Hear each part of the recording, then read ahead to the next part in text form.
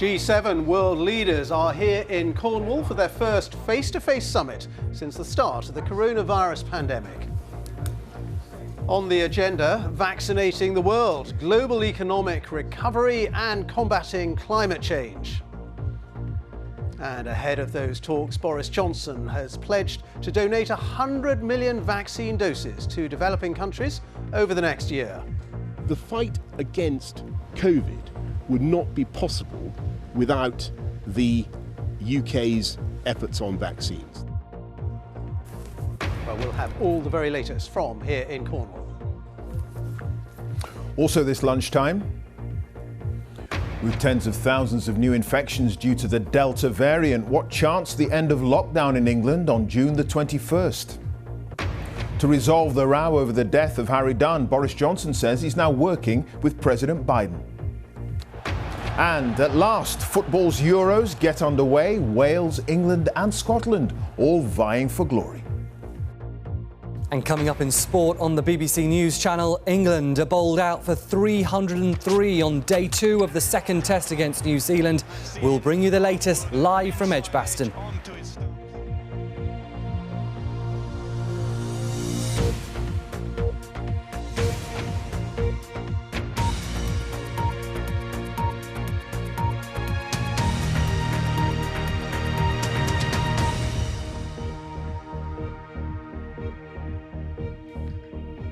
Hello, good afternoon and welcome to the BBC News at 1 from here in Cornwall. Well, in the next hour, the G7 summit between the leaders of the world's most advanced economies will get underway here in Cornwall. And during their first face-to-face gathering since the coronavirus pandemic began, there's expected to be an agreement to provide 1 billion doses of COVID vaccines to poorer nations. And of that, Boris Johnson is pledging 100 million doses. Well, the leaders will also focus on how to rebuild the global economy and the challenge of tackling climate change. In a moment, we'll take a closer look at the vaccine promises. But first, our diplomatic correspondent, James Landale, examines what we can expect from this Cornwall summit. All summits begin with ceremony, the pageantry that underpins the politics, and the G7 is no exception. But for the world leaders arriving in Cornwall, they know this gathering is about policy as much as presentation, and for once, they could make a difference. We're focusing here on a huge range of things that the G7 wants to look at, and so we're looking at the post-pandemic world. We're looking at what we can do to make sure that we don't have the world caught unprepared again, or the Western world anyway, for a pandemic in the way that we were. Above all, this is a chance for G7 countries to make the case for democracy. These leaders want to show that after the divisions of past years, they can cooperate to address the problems of the world and the needs of their voters, as well as tackling the shared security challenges from countries like Russia and China. I think standing up for the international order, being clear about the rules that apply, being clear about the values that apply, and being clear to both Russia and China as leading members of the international community, they must live up to their responsibilities. That's a pretty important message to come out of this G7. The G7 is also an opportunity for real action on climate change. Campaigners here are hoping the only hot air will be in their inflatable caricatures. For this meeting is a milestone towards the big COP26 climate summit in the autumn, and new pledges to cut carbon emissions are expected. But will enough cash be promised to help poorer countries adapt to climate change? It's a very special moment in history where we have to get investment of the right kind back going again to drive the recovery and the transformation that we need of our economies for climate change. It's almost like Bretton Woods after the Second World War. If you put G7 and G20 together, that's where we are. It's crucially important that we get strong decisions in these next few days. And then there's the task of repairing the world economy when the pandemic recedes. The G7 leaders are not just promising more vaccines to poorer countries, they're also discussing how to recover from the global downturn and make the world economy more resilient against future threats. Diplomats here say that after the divisions of Trump and COVID, this summit is a chance for the world's democracies to show that multilateral cooperation can pay dividends. Officials talk of getting the gang back together again, but they know that what matters is not the reunion, but the results. James Landell, BBC News in Cornwall. Well, let's talk to our chief political correspondent, Adam Fleming, who's here with me. Face-to-face diplomacy is back, Adam. They could have done this on Zoom, but they're face-to-face. How important is it that they're meeting together, they're talking together, having dinners together, maybe even having a drink together? Yeah, they will definitely do that, and they're also going to have toast and marshmallows over a fire pit on the beach tomorrow night, along with their rum. Now, having everyone together kind of raises the pressure and raises the stakes, which means could raise the quality of the decision making, and it's provided a real deadline for some decisions. So look at that pledge on vaccines. The rich countries were always going to donate some spare vaccines to the poorer countries, but the fact that everyone is gathered here now means the decision on the timing was taken now. Also, there's going to be a discussion this afternoon about giving more money for girls' education around the world. That will make a difference to lives around the world. But then look at the other side of the coin. The first session today is going to be about building back better from the pandemic. But it's going to be a very general discussion about lessons learned and green jobs. There's not going to be some giant check for X trillion dollars to be spent by these countries at the end of it. It also provides an amazing advert for the host. Look at this Cornish subsidiary of UK PLC on show to the world for the next 4 days or so. Also, talking about closer to home, I think Downing Street will be pleased that that row with the EU over how the Brexit deal is implemented in Northern Ireland is not dominating the start of this summit. However, Boris Johnson is going to have a number of one-to-one meetings with the EU leaders who are here, so that is going to start creeping up the agenda again in the coming days. Adam, thank you very much. Adam Fleming, our chief political correspondent. Well, the G7 leaders here are expected to agree to donate at least 1 billion doses of vaccines to poorer countries in the next year. Aid groups have welcomed that pledge, but they point out that many of the doses will actually not arrive until next year and say that more must be done right now to help inoculate people around the world who are at risk. Sean Dilley reports. Britain's vaccination rollout has been one of the success stories of a pandemic that has taken so much from so many. By the end of July, the government says it expects all UK adults will have been offered the first jab, and by the end of September, the UK will send its first 5 million doses to poorer countries. The UK is really stepping up to the plate, but so is everybody here at the G7. There's no point in us just vaccinating the UK. We need to vaccinate the world. It's a contribution that follows US President Joe Biden's pledge to donate 500 million no-strings Pfizer doses to 92 low and middle-income countries in the African Union. The two leaders hope other countries attending the G7 summit in Cornwall will also chip in to give a total of 1 billion vaccines. For some, though, progress is not fast enough. So there's a staggering level of vaccine inequality around the world. This is illustrated by the fact that Cornwall has administered more vaccine doses than 22 African countries combined. This is a disaster waiting to happen. So the donation of vaccines is good, but nowhere near enough. Others welcome any contribution, but a Herculean effort is needed to be effective. The World Health Organization says that less than 1% of Afghanistan's population has been vaccinated. In South Sudan, just 10,000 of the country's 11 million people have had their first dose. And the WHO says that under 2% of the hundreds of millions of vaccine doses administered globally have been in Africa. Today's pledge is not the UK's first contribution. It's previously donated around £500 million to a scheme called COVAX, which distributes jabs to the world's poorest countries. The UK has also helped develop the Oxford-AstraZeneca vaccine, which has been made available globally at cost price. The promise to deliver 100 million doses, though, sends an important political message at a time when the government has been widely criticised for cutting the international aid budget. We're not going to be free of this virus. We're not going to be safe from this virus until the world is actually really suppressed. And if we can therefore get everybody safe globally, it's going to make us much safer as well. So I completely applaud the initiative of 100 million from the UK. The Vaccines Minister Nadhim Zahawi concedes that even if wealthy G7 countries collectively agree to distribute 1 billion doses globally, there still won't be enough jabs for everyone.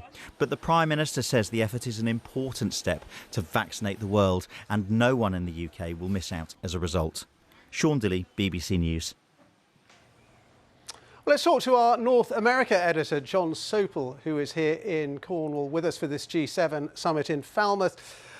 John, so Boris Johnson's promising 100 million doses, Joe Biden's promising 500 million doses, but campaign groups are saying it's still just a drop in the ocean. But I think what is happening with these pledges is that the Western liberal democracies are stepping up and saying we are going to play a big role. And I think this is very much Joe Biden's signature. He wants to show, he's not going to mention Donald Trump's name, but he wants to show that he is 180 degrees different position from where Donald Trump was when he was the president. And so he's trying to get global leadership on this issue. He's trying to show that the liberal democracies can play a leading role. And also, when you've got Joe Biden, he's the new kid in town at the age of 78. And when he is saying to these other G7 nations who were very uneasy during the Trump years, guys, it's time to step up, he is confident that they will. One note of caution, and it's politics, Ben, that I heard a senior official say to me. He said, do you think the Europeans are going to come forward with their pledges right now, which might look like a victory for Boris Johnson if he pulls off this huge vaccine coup? Or will they wait until the G7 is over and give Joe Biden the victory because of that whole debate going on over Northern Ireland? John, thank you very much indeed. John Sopel, our North America editor. Let's just show you some pictures we've just had in of the Duchess of Cambridge, who's with Jill Biden, the First Lady, visiting a school here in Cornwall. And I'm pleased to say it's brightening up after a pretty misty, drizzly start here in Cornwall. The sun is sort of coming out, showing off the full glory of this bit of the Cornish coastline. That's it from me. Back to you in the studio. All right, Ben, thanks many for that. Ben Brown there. Now, there are just a few days to go before the Prime Minister decides whether to go ahead with the final stage of relaxing coronavirus restrictions in England, as new evidence suggests the Delta variant, first identified in India, is spreading rapidly. In the past week, there have been nearly 30,000 new infections, 90% of which are due to the Delta variant. Here's our health correspondent, Catherine da Costa. Early data from England and Scotland suggests the Delta variant, first detected in India, is not only more infectious, but those who catch it are twice as likely to need hospital treatment as those infected with Alpha, which drove the winter surge. The figures show there have been more than 42,000 cases of the Delta variant in the UK up to the 7th of June. 223 patients have been admitted to hospital in England, more than half were unvaccinated. 42 people have died. Of those, more than half were unvaccinated, and just over a quarter have received 2 doses. As more and more people are fully vaccinated, this proportion will continue to rise. The vaccine programme is moving forward extremely rapidly and effectively, but it does need more time, particularly to immunise a large number of younger adults who are only just being called forward for their first doses, as well as getting those older people through with the second doses as well. Despite several outbreaks in areas like Bolton and Blackburn, infection rates remain low across the UK compared to earlier this year. The latest estimates from the Office for National Statistics suggest infections are rising in England, but it's a bit less certain in Scotland, Northern Ireland and Wales. Government scientific advisors say keeping infections down will help as we learn to live with COVID. In terms of reducing the degree of transmission, one does need to think very carefully, therefore, about what levels of ventilation, just how rigorous one is regarding compliance with face covering, social distancing. All of these have been required throughout the pandemic. And when something is more transmissible, these just become even more important. The hospitality sector's struggling even with current restrictions. Many feel any delay to unlocking would be devastating. But with 21st of June now just a week and a half away, ministers are sounding cautious. The total number that the virus can go after is still high, which is why we've got to be so careful. These have been really hard-won battles against this virus. It hasn't gone away. It will attempt to survive by mutating, by infecting more people and attempting to escape. While the numbers of those vaccinated in hospitals currently low, there's still a risk a third wave driven by the Delta variant could leave the elderly and frail still vulnerable. Any decision ahead of Monday's announcement is far from black and white. Catherine Da Costa, BBC News. The UK economy grew by 2.3% in April, the fastest monthly rise since last summer. But the figures from the Office for National Statistics show that unlike other advanced countries, the economy here hasn't been restored to pre-pandemic levels. Here's our economics correspondent, Andy Verity. A caravan park in Newquay, one of many long-suffering hospitality businesses which finally caught a break in April. As families got away for Easter, activity in its sector of the economy shot up by 69%. Going on holiday wasn't the only thing thousands have been waiting patiently to do. This jewellery chain had to shut 72 stores for 6 months, significantly damaging its trade. But since non-essential retail reopened on the 12th of April, sales of wedding rings have doubled. We're starting to see a lot more engagements. So for us particularly, I think because of the nature of the product, there's been a lot of missed celebrations and there's a sense of wanting to treat people and buy something special that will last. I think our store managers are describing it as Christmas before the internet. It has been exceptionally busy and we have been delighted with how trade has bounced back. Personal services like hairdressing saw business jump by 64% as long overdue haircuts were once again legal, and pubs and cafes saw business rise by 39% as they were allowed to serve customers outside. However, output in construction slowed down after rapid growth in March, and the production sector of the economy, such as oil and manufacturing, shrank in April. For now, the economy is still sustaining damage, having performed worse over the pandemic than any of the 20 most developed economies in the world. I think the numbers clearly show that there is recovery, but I think it's a story of two sides. I think it's a recovery that's being driven by parts of the economy that have been insulated by the worst impacts of the pandemic, but others who, those that have lost their jobs, low pay, SME, are feeling a lot of pain. And so I think as easing of some of the protections that have been put in place, as those are rolled back in the autumn, a lot of people will be really hit. While there's now as much activity going on as there was last October before the renewed lockdowns, the economy remains 3.7% below its pre-pandemic level. The recovery should continue as hoped if consumers keep spending what they saved while the shops were shut. Andy Verity, BBC News. It is 17 minutes past 1, our top story this lunchtime. The G7 world leaders are in Cornwall for their first face-to-face summit since the start of the coronavirus pandemic. And still to come, a year later than planned, Euro 2020 finally gets underway tonight. Coming up in sport on the BBC News channel, chasing a record-extending 14th title at Roland Garros, Rafa Nadal prepares to face Novak Djokovic in the semi-finals of the French Open.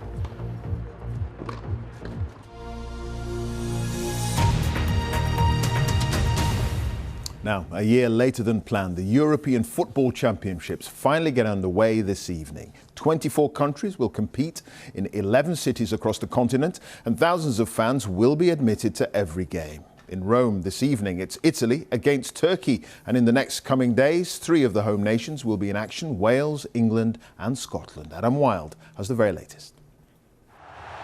Amongst the home nations, there are those who can hardly wait, those who have had to wait far too long, and those carrying, as always, the weight of expectation. The tournament that kept football waiting is finally here. For Scotland, arriving at their training base in Darlington this week, the significance of their presence is not lost on anyone. Their first major tournament this century, evoking memories of campaigns past, igniting hopes for the future. We've got a great group here. We're unbeaten a good few games now, so I think we're going to the tournament in very high spirits and looking to progress. The World Cup back in 1998 was the last time Scotland's men made one of football's big stages. Since then, more than 2 decades of disappointment. They begin against Czech Republic on Monday. If Scotland's recent past is there to be overcome, for Wales, it's there to be recreated. What a turn! What a goal! Their adventures at the last Euros was one of Welsh football's greatest summers, carrying on all the way to the semi-finals. 2021's group of players know there's a lot to live up to. I have nothing but good memories of that tournament. I'm just excited to go at it again. There's that expectation that we've built for ourselves this time that, we're expected to get some results now. Wales, for now, are based out in Baku, preparing for tomorrow's opener against Switzerland, meaning most of their support can only watch from afar. I know everyone would like to be out here and it's just disappointing, but they'll all be cheering from back home, and I'm sure that the ones that come will give us a great cheer. Back home, England are readying themselves with an optimism befitting their potential. Now is probably the best chance we've ever had to achieve something so big in a tournament. We definitely have a good enough team to go all the way in this tournament. A European Championship played, at least in part, on home shores will stir for some powerful memories of 25 years ago. Euro 96, England and Scotland famously met then. They'll do so again next week. England back then fell at the final hurdle. Gareth Southgate, now England manager, hoping to bring football home at last. Wales are in Group A along with Italy, Switzerland and Turkey. England begin against Croatia, with Scotland and Czech Republic also in Group D. The tournament is being played across Europe, 11 host cities, culminating in a Wembley final. A year later than planned. The wait then almost over. Adam Wilde, BBC News. Well, we've got correspondents travelling with all the home nations in a moment. We'll talk to Natalie Perks at England's training camp. Jane Dougall is with the Scotland team. But first, let's go to Baku in Azerbaijan, where Wales begin their campaign tomorrow, and Howell Griffith is there. Howell, last time around, Euro 2016, Wales, they got to the semis. Are they dreaming they'll get that far this time? Yes, Clive, Euro 2016 was probably the high watermark of Welsh football history. An unfancied team went to France, exceeded all expectation, lifted a nation as they go.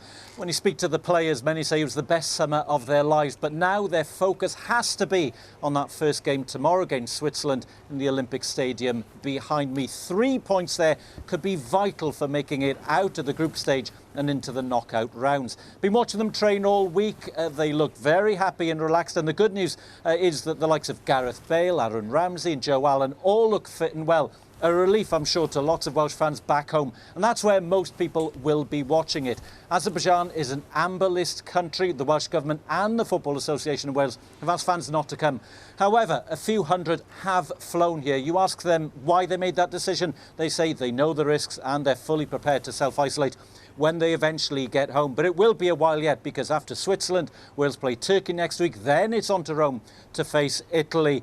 They hope that they can recreate that magic journey from 5 years ago. But what happens here tomorrow could be vital. OK, Natalie, over to you. There's always great expectation, isn't there, for the England side? They never quite deliver. How do you think the squad's feeling at the minute?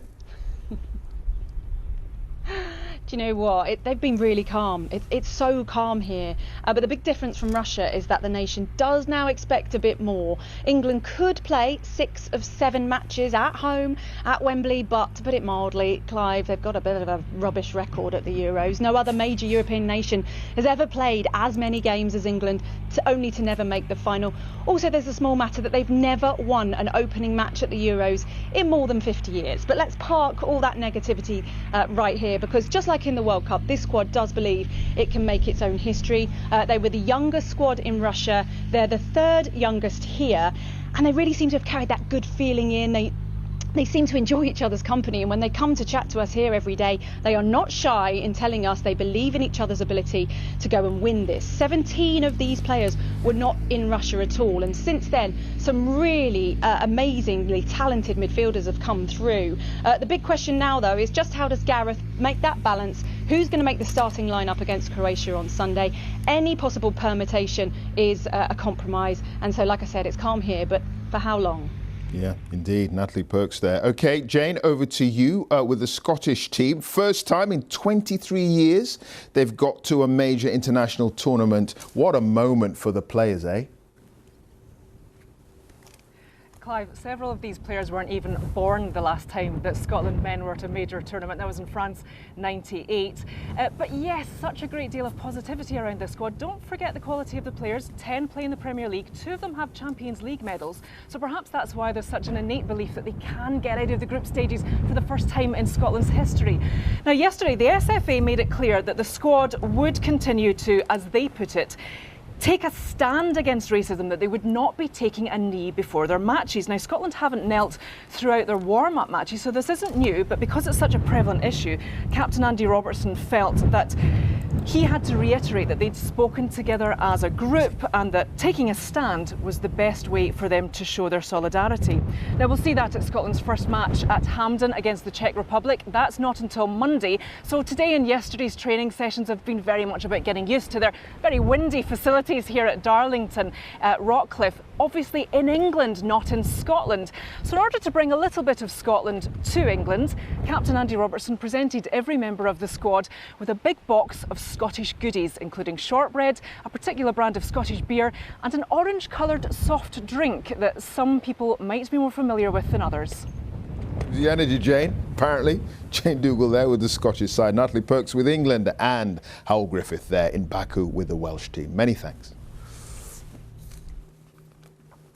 Now, Boris Johnson has told the BBC that he's working with President Biden to resolve the row over the death of Harry Dunn. The 19-year-old was killed in Northamptonshire 2 years ago in a collision with a car driven by Anne Sokoulas, the wife of an American intelligence officer. She claimed diplomatic immunity and returned to America, but prosecutors want her to face trial here in the UK. Dominic Casciani has more details. A roadside memorial almost 2 years on from a death that should never have happened. This is the spot where 19-year-old Harry Dunn was fatally injured after his motorbike was in collision with a car driven by this woman, Anne Sokoulas. The wife of a US intelligence officer, she flew out of the UK days later, claiming diplomatic immunity from prosecution. Mr. Dunn's family left without answers amid a transatlantic row between the closest of allies. But now, are there signs of progress at the highest levels of government? During their first face-to-face meeting at the G7, Mr. Johnson raised Harry Dunn's case with the new president. He is actively engaged in the case. As you know, he has his own personal reasons for feeling very deeply about the issue, and he was extremely sympathetic. That personal sympathy comes from a shared trauma. Joe Biden's first wife and the youngest of their 3 children lost their lives in a car crash 50 years ago. There are limits to what the executive can do with the legal, with the judiciary and the legal system, but both sides are working together. When the family met President Trump in Washington, he refused to strip Anne Sokoulas of diplomatic immunity and send her back to be prosecuted. We're talking about diplomatic immunity. President Trump met Mr. Dunn's family in October 2019, but refused to help. Instead of listening to their plea for justice, he tried to make them meet the driver. Mr. Dunn's mother today urged President Biden to do the right thing. We've always hoped that he would be able to be sympathetic towards us and understand why justice is so important to us. You know, we naturally just await pretty anxiously now to hear from the Crown Prosecution Service in this country as to what the next steps may be. Lawyers for Anne Sokoulas insist she shouldn't be returned. The question now is whether President Biden, who knows what it feels like to lose a child, will take that decision out of her hands. Dominic Casciani, BBC News. A British woman attacked by a crocodile in Mexico, but whose life was saved by her sister, who fought off the reptile, is now out of a medically induced coma. The 28-year-old twins were swimming when Melissa Laurie was dragged underwater by the crocodile. Will Grant has a story. The Manialtepec Lagoon is a place of unspoilt natural beauty. Its mangroves teeming with Mexico's diverse wildlife and birds. For twin sisters from Berkshire, Georgia and Melissa Laurie, though, it will forever be the stuff of nightmares. As their tour group took a swim in these waters, Melissa was attacked 3 times by a crocodile, which punctured her stomach and leg and broke her wrist. In a moment of incredible bravery, Georgia dived to her sister's aid and hit the animal repeatedly to force it off. Boatman and birdwatcher Lalo Escamilla happened to be passing with his own tour when he heard the commotion. Fui caminando, pasando la maleza, yo abriendo la maleza con el remo. I waded through the undergrowth, clearing a path with the oar. I made it over to the mangrove where I found a woman who was down and another one who was holding her arm and holding her head up. I asked, what happened? And they said, crocodile, crocodile. In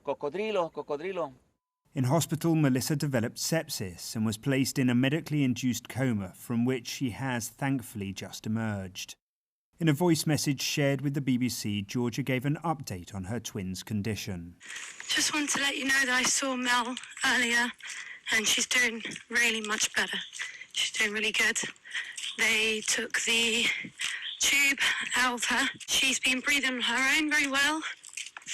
But she can't talk because of the soreness in her throat from the tube.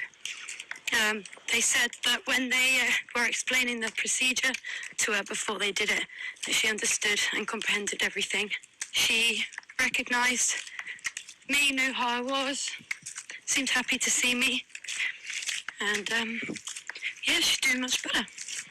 The man who sold the Lorry sisters the tour insisted it was safe to swim in the lagoon, even though it is hatching season and female crocs are protecting their young. Melissa, it seems, is now on the road to recovery, but that she is even alive to tell the story of what happened here is extraordinary, and thanks in no small part to the quick thinking and sheer bravery of her twin sister. Will Grant, BBC News, Oaxaca. Now, time for a look at the weather news. Here's Louise. Hiya. Hi there, Clive. Well, the world's eyes are focused on Cornwall at the moment. It's not quite shining in all its glory, is it? We need this cloud to break up. I spent many a childhood on Porth Beach in Cornwall waiting for that cloud to break up, playing cricket. And talking of which, the cloud has arrived for the cricket in Edgbaston as well. And the cloud may be thick enough, the odd spot or two of light drizzle through this afternoon shouldn't interrupt play. The reason why we've got the cloud around at the moment, well, it's this weather front that is splitting the country in two. Behind it, somewhat fresher conditions, less humid than it has been. Ahead of it, we've still got some heat and some sunshine to come. So through the afternoon, then, that front is going to be sitting down through the Midlands and across into Wales and down through the West Country as well. It'll be pushing its way steadily south and east. Behind a bit more of a breeze, so not quite as humid as it has felt just recently, and temperatures will be a little bit down here. So we're looking at highs of around 13 to 20 degrees, but we should see 24, that's 75 Fahrenheit into the southeast corner. The front still has to sink south, and it will do so overnight. We keep a fair amount of cloud around through the course of the night, but it won't be as humid as the night just passed. We only saw overnight lows in some places of 16 or 17 degrees, 63 Fahrenheit. So a little bit more comfortable for getting a good night's sleep. And then we start off on Saturday with high pressure building once again. It really is going to be a glorious weekend if you like it dry, settled and sunny, and increasingly hot with that darker russet tones pushing right across the country, particularly by Sunday. So there will be a weak weather front just producing a few showers up into the far north of Scotland, a little more cloud in the northwest, but generally speaking a fine day, sunshine coming through and temperatures starting to climb. We'll see highs of around 25 degrees in the southeast during Sunday afternoon, 77 Fahrenheit. But the real hot day will be Sunday. Now that means that for the cricket we're going to see 22 on Saturday, 27, that's into the 80s for Sunday. I suspect that could get a little bit too hot for both spectators and players. Yes, a weak weather front into the northern and western Isles, continuing to bring some cloud, few light showers here, but elsewhere it's dry, settled, sunny, a light breeze and temperatures peaking at 26 degrees in Aberdeen, 27 in Birmingham, 28 possibly in London. And when will the heat peak? Well, potentially Monday into Tuesday, we could see 30 degrees. That'll be the hottest day of the year so far. Temperatures back to normal into next week later on. Clive. Wow, Louise, thank you. Louise Leah there. And that's it. Now on BBC One, time to join our news teams where you are. Have a very good afternoon.